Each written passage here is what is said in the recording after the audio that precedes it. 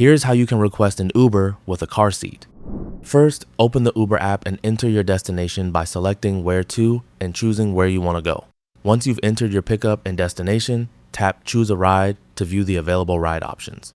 Scroll through the available rides and look for the Uber option that includes a car seat. Keep in mind that this option may not be available in every location or at every time. It will only appear when eligible rides are available. Once you find the car seat option, select it to continue. After selecting the car seat ride, tap Set Pickup Time. You'll then be able to choose the time you'd prefer to be picked up. Select your preferred pickup time and continue to the next step.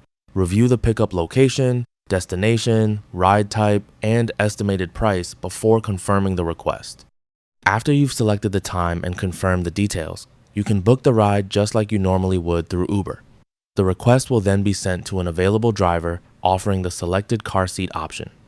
If you don't see the car seat option, check again later or try a different pickup time, since availability can vary based on your location and available drivers. That's all for this video.